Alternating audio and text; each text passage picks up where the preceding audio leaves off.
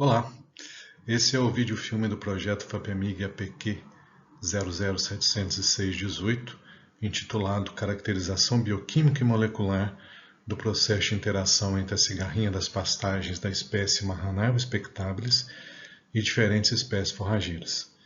Meu nome é Jorge, eu sou pesquisador da Embrapa Gado Leite, fui coordenador desse projeto que se encerrou em junho de 2025. E caso você precise entrar em contato com alguma dúvida ou interessado em alguma questão a respeito desse projeto, eu estou disponível no e-mail institucional.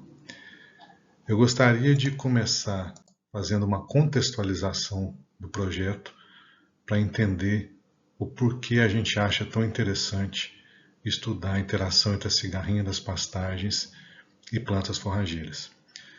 Nesse projeto, dentre as diferentes espécies de cigarrinhas que existem no Brasil, a gente focou na espécie Marranaeva spectabilis.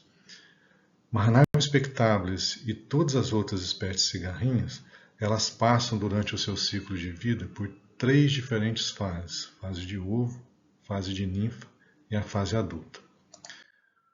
A cigarrinha é um inseto sugador, e quando as ninfas sugam a seiva das plantas, na base das plantas, na superfície do solo, elas produzem uma secreção conhecida popularmente como espuma. Já o adulto, ele ataca especificamente a parte aérea, ou a folha das plantas. Nesse projeto, nós estudamos 4 forrageiras que possuem diferentes níveis de resistência por antibiose contra a cigarrinha das pastagens.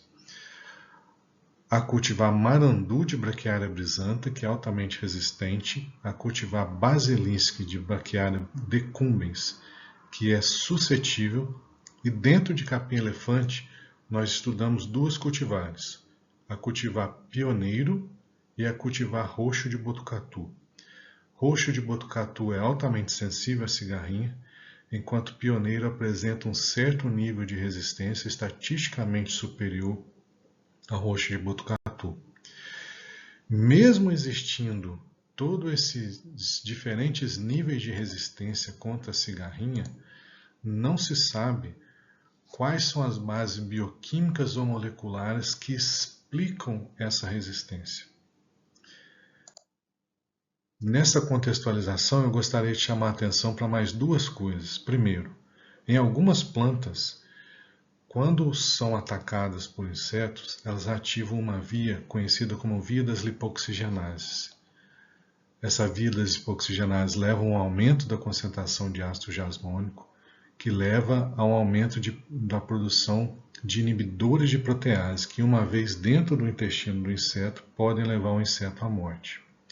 E uma outra questão interessante foi um trabalho de 2012, onde, utilizando uma metodologia mais simples, onde se detectava apenas presença ou ausência de algumas proteínas, foi visto que em alguns genótipos com algum nível de resistência à cigarrinha, apareciam algumas bandas que não apareciam em genótipos suscetíveis, dando a entender que a espuma de alguns genótipos resistentes poderia produzir uma proteína relacionada à resistência.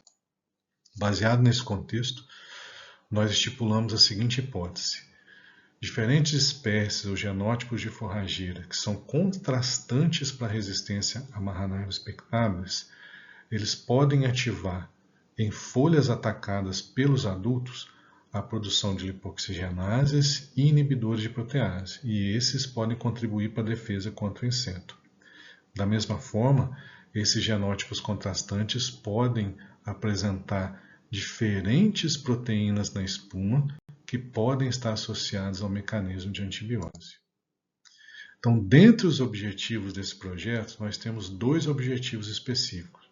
O primeiro deles, que avalia a interação da cigarrinha, do adulto da cigarrinha com folhas das forrageiras, e nesse momento a gente está interessado em avaliar a atividade de lipoxigenase, inibidores de protease e fitohormônios, e no segundo momento a gente está interessado em caracterizar o proteoma, todas as proteínas que estão ali presentes na espuma produzida por ninfas de Marranaeva spectabilis. Eu vou iniciar falando um pouco sobre os resultados desse objetivo específico e depois a gente passa para esse outro. Para entender essa interação do adulto com a folha das forrageiras, nós utilizamos plantas com 40 dias de crescimento e o adulto foi deixado infestar as plantas por 48 horas. Depois de 48 horas, nós coletamos o tecido foliar, que dentro do laboratório passou por uma série de protocolos, uma série de análises, onde a gente identificou a atividade de lipoxigenase e a atividade dos inibidores de protease. Também dentro do laboratório, passando por uma série de protocolos diferentes, nós quantificamos os fito-hormônios desses tecidos foliares. Em relação à atividade de lipoxigenase, das 4 forrageiras que nós estudamos, houve um aumento significativo da atividade de lipoxigenase em 3 dessas forrageiras. Em relação aos fito-hormônios, eu vou chamar a atenção especificamente para o ácido jasmônico e o ácido abscísico, que foram os dois que em todos os 4 genótipos apresentaram um aumento significativo na sua concentração. Entretanto, apesar de um aumento na atividade de lipoxigenase e um aumento da concentração dos hormônios, em nenhuma das cultivares que a gente avaliou houve um aumento da produção ou da atividade de inibidores de protease. Isso indica que talvez esses inibidores não sejam importantes para a resposta das folhas ao adulto da Amaranaria spectabilis, ou acaba abrindo algumas possibilidades de novas pesquisas, onde a gente pode responder novas perguntas, como por exemplo, será que existe um outro sinal necessário para induzir os inibidores de protease contra a cigarrinha das pastagens? Ou será que o próprio inseto produz algum efetor e esse efetor pode regular negativamente a produção desses inibidores nas plantas? Como conclusão dessa primeira etapa do projeto, a gente gerou informações importantes a respeito da interação bioquímica entre folhas das gramíneas e os adultos da cigarrinha. A maior parte das forrageiras estudadas aumentou a atividade de lipoxigenase, todas aumentaram a produção de ácido jasmônico e ácido abscísico quando atacados pelo adulto da cigarrinha. Entretanto, em nenhum caso houve um aumento significativo da produção de inibidores de protease. Passando agora para a segunda etapa, para a análise do proteoma das espumas, lembrando que a espuma é produzida pela ninfa. A primeira parte, então, foi coletar essa espuma. Nós infestamos as plantas com ninfas durante 24 horas e a espuma produzida, então, foi coletada em tubos. Essa espuma, ela passa, então, por um processo aqui de concentração e a partir dessa etapa, então, ela vai para várias etapas que começam com extração e quantificação de proteínas, uma eletroforese em gel desnaturante, uma digestão das proteínas aqui em gel e a identificação das proteínas pela técnica de LC-MS. A partir das sequências geradas por essa técnica, a gente faz uma série de análises bioinformática e de estatística. Começando aqui com um panorama mais geral sobre as proteínas detectadas, 196 proteínas detectadas, uma grande quantidade aqui com função desconhecida, dentre aquelas com maior quantidade que em funções conhecidas, a gente tem atividades enzimáticas, funções de ligação, metabolismo, resposta ao estresse. Aqui a gente já faz uma comparação entre capim-elefante, cultivar pioneiro e roxo, resistente e sensível. Nesse lado aqui nós temos as proteínas que foram diminuídas e aqui as proteínas que foram aumentadas, e a gente vê as proteínas que foram diminuídas. Destaca-se aqui uma supressão de vias de processamento de nutrientes, o que pode indicar que a planta resistente ela limita a disponibilidade de nutrientes para o inseto. E nas proteínas ativadas, uma ativação aqui de processo relacionado à organização celular, energia e resposta ao estresse. Aqui a gente continua com comparação, mas dessa vez entre a brisanta, que é resistente, e a decumbens, que é sensível, Da mesma forma aqui as proteínas que foram diminuídas, aqui as proteínas que foram aumentadas.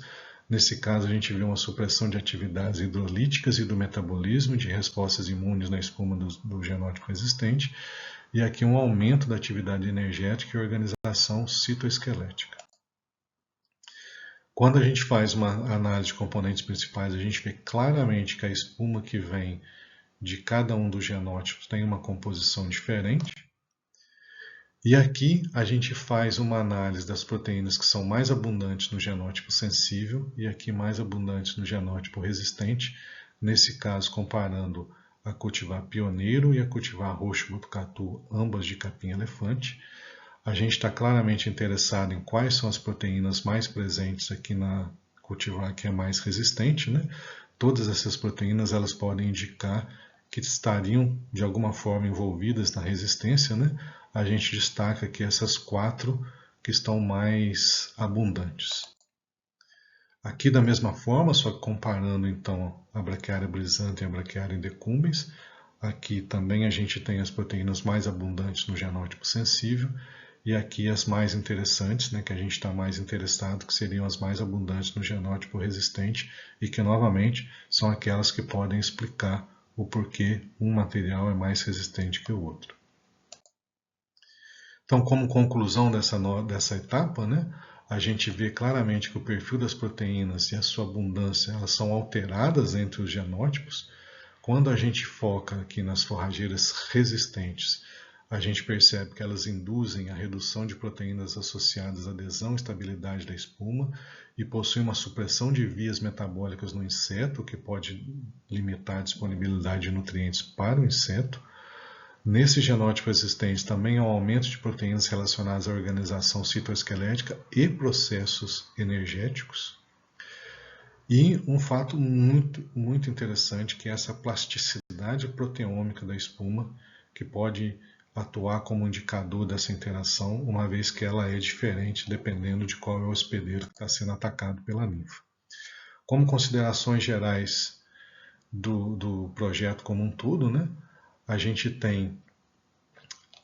forneceu novas informações sobre a interação de adultos com as folhas e também esse entendimento da base molecular da função da espuma e a sua relevância para a resistência das plantas. Esse estudo contribui significativamente para um maior entendimento da interação entre a cigarrinha e as plantas forrageiras. E todos esses resultados fornecem aí caminhos para projetos futuros para a gente desenvolver estratégias para um manejo, né, para uma maior resistência das plantas à cigarrinha das pastagens. Eu gostaria aqui de deixar, em nome de toda a equipe, né, os nossos imensos agradecimentos à FAPEMIG pelo apoio desse projeto. Não fosse esse apoio, a gente não teria avançado tanto no entendimento da interação entre a cigarrinha e as plantas forrageiras. Eu agradeço você por ter ficado até o final dessa apresentação e caso você tenha ficado curioso com alguma parte ou tenha alguma dúvida em algum aspecto, eu estou à disposição pelo e-mail que eu apresentei no primeiro slide. Obrigado.